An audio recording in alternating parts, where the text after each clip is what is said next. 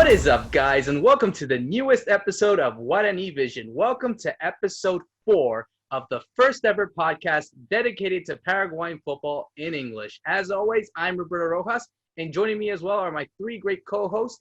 And, we just got to get started. I mean, all of us are wearing the Avi Roja, and certainly that's not just a coincidence or anything, but we are really pumped up for the news that came up today as we record on Saturday morning of a new shirt. And Fede, right with you, firstly in Paraguay, it looks beautiful. Both the new shirts look beautiful. How are you, man? Good, Roberto. Nice to see you. Nice to see Ralph, Maria. Hi to everyone. Well, we had a very hot week here in Paraguay, feeling like summer already. Summer vibes, happy vibes. If we're going to talk about the national team also, because it's right there, right? The matches are coming up versus Peru, and everything is starting here in Paraguay. So we should start feeling also the atmosphere with the new shirt coming out, with the new jersey. I think people are liking it. There's 2 cases that we've seen today. There's a white one, all mostly white with the flag right here on the top, and we've seen the traditional one, the albirroja, that looks really nice with the new brand also. So it's the first time we're seeing this jersey. I think we're getting pumped up, like you said it. There's a lot of things going on also here in Paraguay, aside what's going on with the national team that's already working in the albirroja house. We should also talk about Cerro Porteño. They notched their championship. We're going to talk about what's going on in Olympia. Also, banned for life, Marco Trovato this week. We've had a really busy week when we have a lot of news to talk about. Absolutely. It's so much going on over the last week. Ralph and Maria, going to you all the way in Miami. How do you guys like the new shirt? I mean, certainly, as you said, as Fede said, it looks like one of those old traditional ones from the 90s and the 2000s. I personally like it. I know a lot of people like the white one more than the traditional one, especially in like the foreigners. I think I saw on Twitter and like speaking to my friends saying how much they really value the white one over the red one. What do you guys think? Well, first of all, hi guys, what's up? I got my mate going on today. It's kind of raining, so it's a good mood to have some mate for today. But I really, really do love the new jerseys for this year. I do like the traditional ones better. I'm a very traditional kind of person, so I will always go for this one. The white one is nice. I would buy it if it's a little cheaper, but the traditional one is really good. I think I told you, Roberto, because you had sent a picture of what was going to look like, and it was missing that blue that it always has. And I said, I think I do like it, but I always like the fact that it has the blue on somewhere around the shirt. But the new version, it does have it in the collar, and I absolutely love it. I would definitely buy it. For sure. And Ralph, going to you, looking at the shirt that you have, that was the first thing that it reminded me of, how traditionally it looked like that 98 kit that was used in France. Yeah, exactly. I mean, this one, if we compare to you guys, it's got less stripes, right? The stripes are wider. So it's kind of that feel. I also got the same feedback as you, Roberto, that the kind of my friends back home in England, they prefer the white kit. I think they like the kind of flag as a sash down the side. Looks pretty cool. So yeah, it's looking nice. I'll hopefully pick one up when I can actually get to Paraguay, or when they start selling over here in the US. Be looking forward to it. Also, I'm drinking today. I've gone for the cold version of mate, even though it is a bit rainy here in Miami. We're all getting hydrated, aren't we? And Fede, you're the one that I think you're supposed to be drinking something, given how hot it's been, as you said.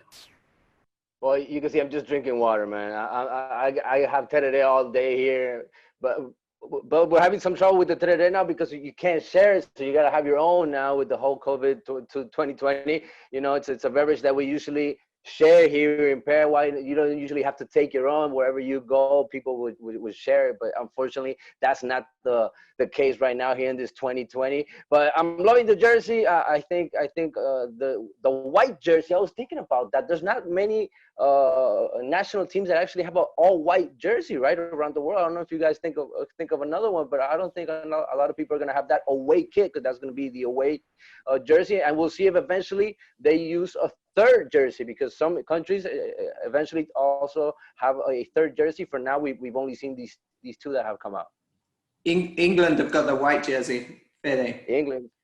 Yeah. Exactly. Red or white, right? That's all red or all white. It seems to me that I'm sure you guys have seen the kind of kits that we've seen for the clubs. They're not exactly been in high regard, but certainly from national teams, they definitely look great. So it's something they're doing well that maybe the clubs aren't following. But I really like the jerseys, and I can't wait to get it as well, as Ralph said, once it comes available. But they get to debut it. Marketing-wise, Roberto, we should say that this is a new brand, but it's not new related to the national squad, right? This is a brand that worked for many, many years with the national team, and they're coming back. They're coming in strong because I've seen that they've done a lot of work with the marketing in these last couple of weeks. They've done a couple of commercials, also trying to put it up there, trying to put the national team, and it's that time, right? It's that moment right before everything starts that you have to go and look for the support of the fans, and I think they're working on that mainly to put the people up there because they can't be on the stand, so they're gonna have to be watching it on TV. But at least hopefully they'll be really pumped and really ready to see this new team. It's really new with Eduardo Berizzo. Everything is still pretty new to us. Absolutely, a new look brand for a new look team, and we'll get to that new look team in a bit heading into the World Cup qualifiers. But certainly, one of the biggest news that had occurred in Paraguay, aside from games that are occurring, fires, unfortunately, and smoking, a bunch of smoke passing across Paraguay, which has unfortunately been a bad scene to see. But certainly, one of the biggest ones comes from on Monday, where President Marco Trovato of Olimpia was banned for football for a supposed match-fixing scandal that had already come in towards a bit of a scandal over the last few weeks. An investigation was given that was reported by numerous sources in Paraguay, and it's not a good look. It's not a good look for Olimpia. It's not a good look for Paraguayan football as a whole, even South American football as a whole. Ralph, I know that you were able to see some of the defenses from Trovato's lawyer, some of the documents that were made as well. I mean, what are your impressions of this whole scandal? Sure.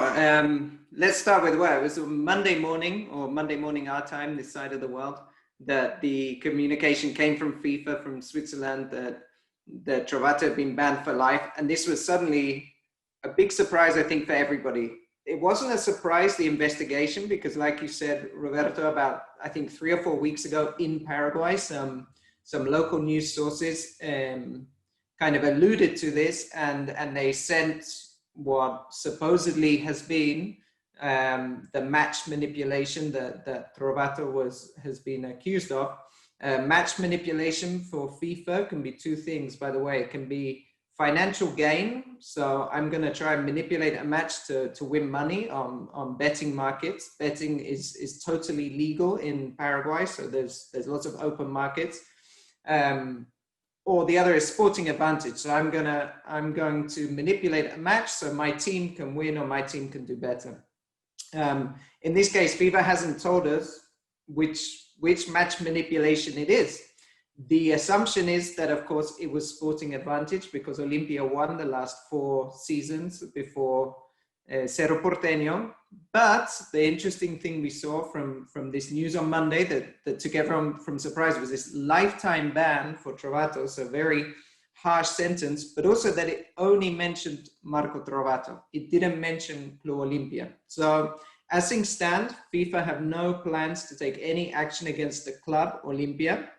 So that gets us to start thinking that, okay, maybe this wasn't for sporting advantage. Maybe it was for personal financial gain, which is why an individual has been targeted, the club president. A couple of interesting things, similar to the Premier League and La Liga as well, that have a lot of betting sponsors and betting companies are very involved with the football industry.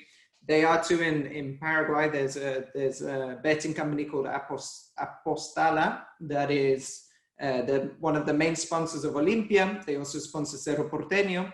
So they're very involved. It's pretty much got a monopoly on betting markets there in Paraguay. So for sports betting, they're very big. So was there a link from Trovato using his connections there to make money for himself? That is one of the possibilities. Or was it used to actually help win the championships? And in that case, someone like Cerro Porteño would be very interested because they were actually runner-up in three of the, three of the four titles that Olimpia won. So they would feel that if it was something for sporting advantage, then they would be interested because technically they could be given the championships. But at the moment, from FIFA, all we have is this resolution that it was against Trovato, that he has a lifetime ban. There's no plans for any kind of investigation from the Paraguayan FA into Olimpia as a club. The Paraguayan FA have said in a press conference that they held on Monday that they have not seen anything from FIFA. All they've seen is what everybody saw is this kind of resolution, but they don't know the evidence used that FIFA have that could have been the matches that occurred. What I've seen is the supposed defense of Trovato. The supposed. Why do I say supposed? Because FIFA said that he didn't cooperate. So technically he hasn't presented any kind of defense. And also this is something that's been circulated, but I don't have the source of Trovato's legal team, who are mostly based in Spain. They haven't said this is our defense because they also haven't seen anything from FIFA. They've only received the resolution. But in that, it suggests that there was about 8 games that involved Olimpia that were kind of under suspicion. One was in the Copa Libertadores, the rest were local games. What's interesting is in one of those games, Olimpia lost 1-0 against Santani. So again, that would suggest how much sporting advantage was there if you lost the game that you were supposedly manipulating. But again, this is only the supposed defense. What they are saying, and what the one piece of information we have that is very clear is that FIFA requested Marco Trovato's cell phone to do like a kind of, I guess, a digital forensics to try and extract data from that phone. I think they used a company somewhere in Europe, maybe in the UK, to take that information. But what we don't know is what information did they extract. There's the presumed information that there were some WhatsApp messages that Trovato was sending to an intermediary, and that intermediary was then trying to fix the games. But again, this is supposition. We're not sure because nobody's confirmed that this is the evidence FIFA saw. And we don't know what the FIFA investigation, the data they actually got from the phone. So for now, the only thing we're really sure of is Marco Trovato. He's been banned for life. He stepped down as president this week. He had to. And what we're sure is that he denies this very strongly, and maybe Fede can tell us a bit about what's happening in Paraguay, but he's, what we assume is planning a defense and an appeal against this. Yeah, totally, Ralph. I was following what you were saying, and I'm totally agreeing with the way you're telling the story. You know, it came out of Paraguay, it went to FIFA. How it came out of Paraguay is still a big mystery. Who said that this was going on, who called FIFA's attention in the first place for them to investigate this. Marcos Trovato is questioning the whole situation, how it started, how it was run by the FIFA, and this big surprise for him this week. We were waiting for the news. We didn't know when it was going to actually come out here in Paraguay, but we knew eventually it could happen on this 2020. And obviously they weren't waiting for a lifetime ban. I think they were waiting for something shorter, for not such a strong ban for Marcos Trovato. And thankfully for the club, it's not that bad. On the sentence, there's nothing about the club. It only goes, all the blame, all the guilt goes to Marcos Trovato. When we talk about Trovato, we talk about a young businessman here in Paraguay that came into Olimpia, maybe even taking advantage of its financial moment back then, a situation with several $1 million in debts, new cases coming in, players claiming money to the club, and that was a big problem in the first years. It probably took him those first years just to establish the team where he wanted it and where it needed to be, a big club like Olimpia. Olympia to get that financial piece. That was a big achievement for him in first place as the president, and then he got the trust to get the wins, to get the trophies. These last couple of years, he's won everything. He's been successful. His popularity has grown. It was probably at its peak lately because of these championships won by Olympia, 4 straight. He came in strong, but he also came in strong with a big mouth, right? Fighting probably everybody that came against or across him, and I'm talking about the other presidents of other clubs, which definitely you have to live with on the everyday to kind of make the sport better here in Paraguay. It was a heated moment in Paraguay to be a sports leader, and I think that also got to him, to Marcos Trovato in a moment. That's a side of this case, right? This is an investigation that is still going on. Trovato wants the full verdict detailed so he can go with his lawyers and still defend himself. He can challenge the sanction to FIFA's appeal committee, and later he can even take that to the Court of Arbitration for Sports. So he's going to try to clean his name eventually, but this could be a long road, and this might take a while also. I wanted to ask, I don't know if Ralph or Fede can answer this. What would it mean for the club, for Olympia now? Because it's not affecting Olympia in some way, but it is in another way. Yeah, I think legally it's not affecting them at all for now, and there's no like possible sanctions. But of course, there's an image problem, right? There's almost a PR problem. I think it must cast some doubt over those 4 titles. And this week, the players and the coaches also released a statement saying that, you know, they have nothing to do with this. They put in their full effort. You know, all these titles they feel were won fairly and on the pitch. But I think maybe there is an image problem because, of course, the club president is associated. You know, he's representing the club. So even for now, if we don't know if it was for personal financial gain or for sporting advantage, there's a bit of that doubt. I think what's more worrying is for Paraguayan football in general is to think that if this was happening at the very top of the game, imagine what could have been happening in Intermedia or maybe in other, you know, in other divisions and that kind of thing. And then suddenly you think, okay, is maybe some of the referees involved, and it could open a whole Pandora's box, which is one of the situations I think Trovato is in, because if he appeals, by appealing, FIFA will then publish all the evidence they have. Now, if he does that and suddenly there's evidence that can splash onto Olympia or onto the Paraguayan FA or referees, then it opens this Pandora's box, like I was saying, of, oh my gosh, there's all these things going on. So there could be that risk. But if Trovato is 100% sure that he didn't do this and no one else is involved, then I'm sure he'll go ahead and ask for that evidence. Let me get in that, Ralph, because we've had cases here of refs even been taken out of the staff due to this situation. We've had players saying in public that they've had phone calls of people trying to make their team play a different game that they should play. We've had these cases in the last couple of years. So this is bigger than Olympia. This is bigger than Marco Trovato. That's why I was telling the story like that someone called the attention of FIFA. That we've had so many things that can be investigated here in Paraguayan football, everything from the top league to the bottom league. I totally agree with that way of seeing things of Ralph,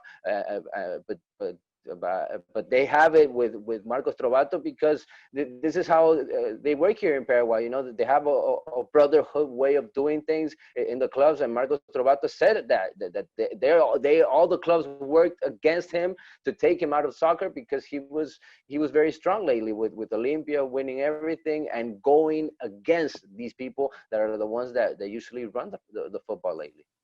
And historically, he does have a point there and a precedence that this is not the first time Olympia and an Olympia president has been under investigation and in trouble with FIFA. So it happened to Olympia in 2000. They were banned by FIFA, and then the then president and very famous president of Olympia, Osvaldo Dominguez Diep, is actually the father of Alejandro Dominguez, who's the CONMEBOL president at the moment. He was banned in 2005, I think, by FIFA. So this has happened before, that Olympia have been targeted by other clubs. And I think it's a valid point. It's not to say that I wouldn't imagine this is a one club problem. This would be more of a structural issue. At the moment, of course, it's Olympia that won the last 4 titles. So they're going to be more, people are going to be more interested in looking at the team that has possibly benefited most, because it's the team that's winning titles. But I think it's a good point from Fede that this is much more likely a structural problem within the league and within Paraguay. And it's not just there's this one club that's a bad apple. They took him out of the picture, Roberto. Marco Trovato is out of the picture. He's banned until he defends himself, until he convinces FIFA of otherwise. He's out of the pictures. He's out of the football image. Yeah, and certainly this comes at a really difficult situation for Olympia, having already lost the league title. And we'll obviously mention that. We have to send our congratulations to Cerro Porteño, winning officially the 2020 Apertura title, defeating River Plate on the day. And certainly it was well deserved. I think we had mentioned this in a couple episodes before. They were a team that was just unstoppable, and definitely have gotten the respect of many people who are watching Paraguayan football, and certainly a kind of earned reputation back to Cerro Porteño after what was a difficult year for them. They are now at the top of Paraguayan football, so congratulations to them. And heading into Olympia, as I said, certainly this comes at a bad moment for them, because having lost the league title, we get into what's going on in the Copa Libertadores. They just lost to Santos the other day, 3-2 in a highly contested match, I would say, but certainly puts their doubts into qualifying to the round of 16 of the Copa Libertadores. However, Delfín defeated Defensa y Justicia in the same group on the same day. That gave them a bit of a lifeline. So as it stands now, Olympia will have to play Delfín in the final match on October 20th, where a win would ensure them into the round of 16, assuming that Santos also defeats Defensa y Justicia as well. But Maria, going to you first, this is that kind of motivation that they need after having just lost their club president, lost their league title as well. They definitely need all the motivation necessary, and thankfully they will have a couple weeks to get ready for that matchup. But this comes at a right moment for them to feel motivated and saying, "Hey guys, we got to do this for our president. We got to do this for our club to continue our tradition in being in this competition." Definitely. Last time. Yeah, they have one last chance to do it. And like you said, it comes at such a hard moment in their season. All these things going on, and losing the Apertura, and possibly, hopefully not, losing the Libertadores, and with the president issue going on, it all comes down to motivation, like you said. And they really need it. Now they have a break. The national team is coming together. So I just think that they need to get their stuff together. The team needs a little break from all the issue going on, the spotlight on them this week. So yeah, they just need to get it together, and they are playing well. That's not an issue, but it's just the motivation that they need. Definitely. I think it's definitely needed for them. And certainly getting into the other teams, they definitely need some more motivation. Libertad also getting a draw against Boca Juniors, which is a good result for them, but certainly they're in a difficult situation as well to qualify. I mean, Ralph, having lost Ramon Diaz, and certainly they want to get that kind of motivation to continue in the competition. It's going to be a long path for them if they want to get that final result on the last day. Yeah, it's they got themselves into the difficult situation by not taking anything from the game at home against Boca, and then this was the first game of Gustavo Murínigo as the new coach. He went to the Bombonera, and I think he said, "Okay, let's just not lose."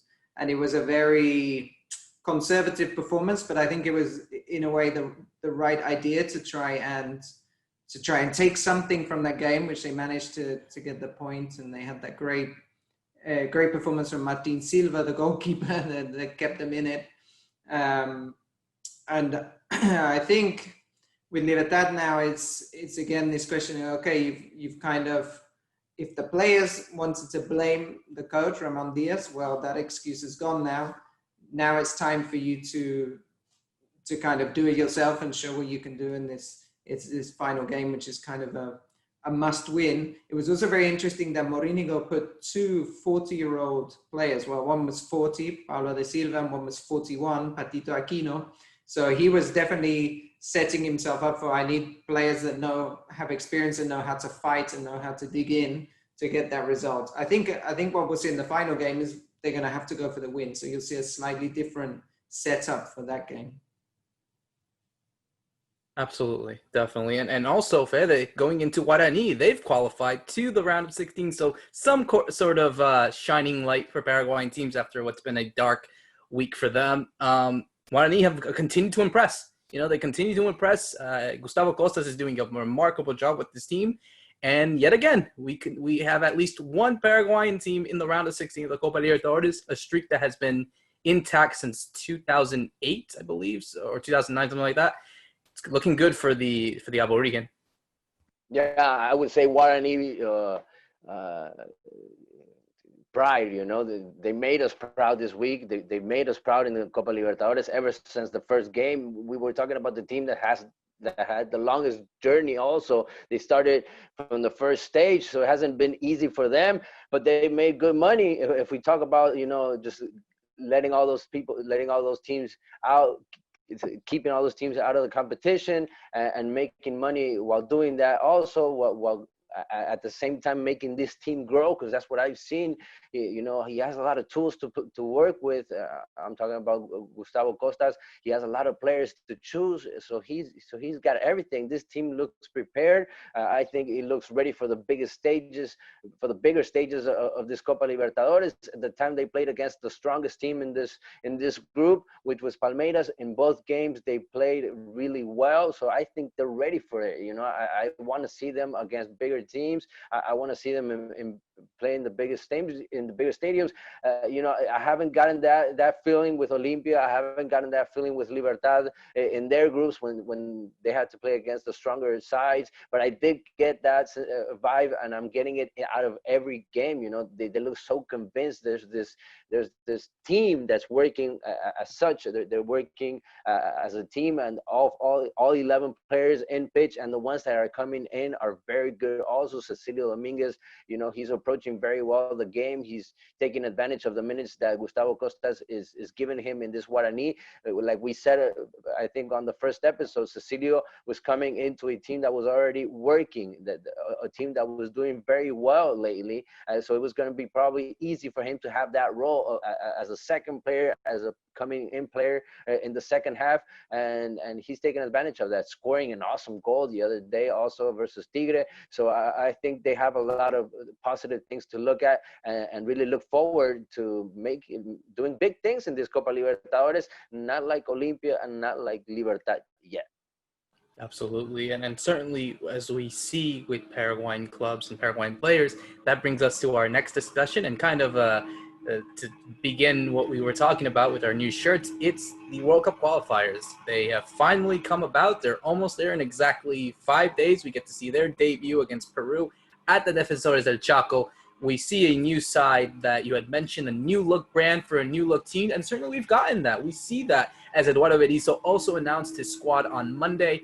A lot of familiar names, a lot of new names as well. As we do see, as you had mentioned beforehand, Fede, Gaston Jimenez, the Argentine-born Paraguayan from the Chicago Fire, be included on this squad. Him and Caco Romero will be leaving the United States to go to South America after much controversy about whether or not they would be able to go due to health issues. But certainly we see a lot of names. I think we see a lot of familiar names, really, that we have been accustomed to during Eduardo Berizzo's tenure. But yeah, I mean, I don't see any big issues with it. Certainly maybe a few surprises with a lot of new names that we're seeing, but ultimately, and I'd like to get your thoughts on it.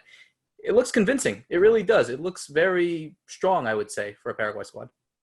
Yeah, it has that young blood that we were talking about in other episodes. It's got that talent that we know that can work. I'm talking about Raúl Bobadilla, that was one of the last ones called up also. You know, he's got the European experience. He's worn that jersey also. He's in a very good moment also with Guarani. I was just talking about that team. You know, some players have come back out of the pandemic, out of stopping playing, and they've done really well, and others are still yet to get in that best shape, I believe. So this is the best team for now, and we've had some trouble. The Jorge Morel issue was a problem for the national team this week. He came out positive with COVID, and unfortunately, he's gonna miss these 2 matches. He's out of the team. He already had to leave the practice. He's gonna do the quarantine, and he's out of the picture for these 2 games that are coming up. I say unfortunately for him and for the team, because I think he really had real chances of being even as a starting player. But we have really good players. I was questioning myself here in Berizzo, because he said we're gonna give the chance. We're gonna play with the players that we have already seen. But there's a lot of new players on this list, and I believe maybe not for the first match, but for the second match versus Venezuela, we're gonna see a lot of players that we haven't seen with this jersey yet. And a lot of people are asking here, who is Gaston Jimenez? What is he gonna bring to the team? What can this player do? They haven't seen him. They don't know about him. They haven't followed his career. So everybody's asking about him. And then there's players that might have their shot, like Alan Barreiro. Alan Barreiro, I believe a couple months ago, was not even thinking, not even dreaming of being in this spot. But some players have taken advantage of what's been going on in the world these last couple of months. Like we said, Berizzo did mini cycles, the little cycles with players also. Maybe he saw what they can bring to the team. And these are the best guys. And I hope they get at least 1 win out of 2 out of these 2 matches that we're going to play. And obviously, we'll get into that whole kind of process of the previews for these games when we get into it. But guys, I mean, and Ralph and Maria, of course, you know, looking at it real quick, it's a good thing that you mentioned. Yeah, there are a few names. You know, there are 4 names on the squad that have not earned a senior cap yet from the Paraguayan national team. But ultimately, there's a huge advantage of players that are playing abroad. Certainly, looking at what there is perhaps in the attack, it's a huge advantage for these players, especially in the defense. You know, it's a mix of everything. I think you get players that are not, I'm looking at it real quick here. I mean, you have maybe some that are above the age of 30, but ultimately you have players that are in the prime of their career or about to enter it. And, you know, that's a good thing for us heading into these 2 big games against Peru, a side that are already working with the players that they've been accustomed to under Gareca, and a Venezuela side who are also coming up and may surprise people in this World Cup qualifiers. Yeah, I think it's interesting you mentioned the ages, because this is a long process. It's going to be shorter now because the qualifiers should have started in March, but it's a long process, and what you want is to be able to keep the same group of players from here until hopefully November 2022 when they're playing in the World Cup, because remember, the World Cup's not going to be in the summer or Southern Hemisphere winter. So you want these players that can go on through that process. I think, Adam Barreiro was one name that surprised me. There's Brian Samudio as well. I wasn't expecting maybe him to be in there, but he's somebody who I know was also doing well in Turkey. He was playing 2nd division in Turkey and scoring goals. So you can tell Berizzo has his eye all over the world. He's also called back Hernan Perez, who's a player with a lot of experience, but maybe we thought his time might have passed now that he's not kind of in La Liga anymore. But there you go, he's also there. And it was interesting to see, for me, as far as I can see, we only have 1 right back. We only have Beto Espinola. So this is very interesting, because if he's only picked 1 right back, it's probably he's not really going to play with traditional right backs. Maybe he's looking actually to play 3 central defenders and 2 kind of wing backs, because there's a lot of central defenders in there as well. But it's a nice squad. It's interesting. And also Anthony Silva is in there as a goalkeeper who's not currently at a team. So that was quite interesting to see he's called up. But yeah, I'm excited. I think we got a nice balance to the team. apart from this right back issue that we'll see. Maybe he will fill in with Juan Escobar, who's been playing there with Cruz Azul.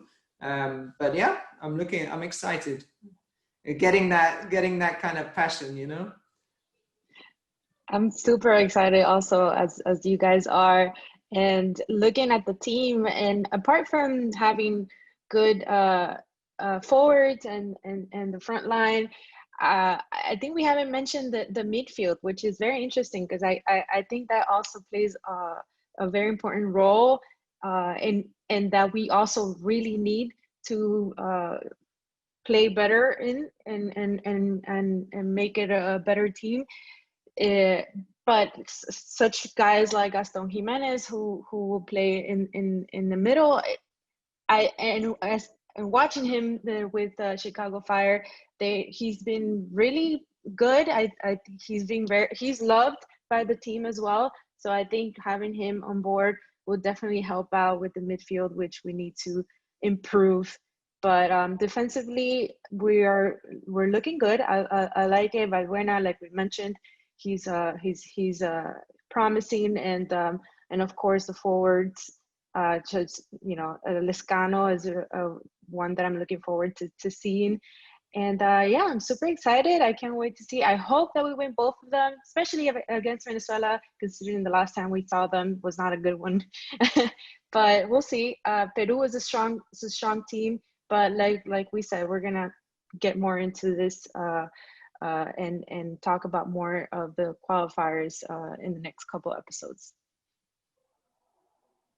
Absolutely. It's certainly, again, these are two teams that we could equally face. I think the talent-wise is equally balanced in comparison to like a Brazil, Argentina, or Uruguay. But it will be fun. It will be definitely fun to see what happens. And again, we'll obviously talk about this in our preview episodes when we do talk about our rivals and analyzing a bit more. But yeah, man, I mean, this will be fun. I mean, certainly we're all starting to feel it with the shirts coming out and these players coming into the camps and now heading into the international break as we're about to enter in the next few days. It's starting to heat up. Finally, a World Cup qualifying process is about to begin. And, it feels like so long as we've seen international football occur, but it should be fun. I honestly can't wait. It's been fun, guys. It's been really fun to do another episode for you guys. I think it's been incredible to talk about what's been going on in the world of Paraguayan football. So, thank you again for tuning in. From myself, Roberto Rojas, Fede Perez, Ralph Hanna, and Maria Britos, thank you so much. See you soon. Bye, guys. Bye, guys.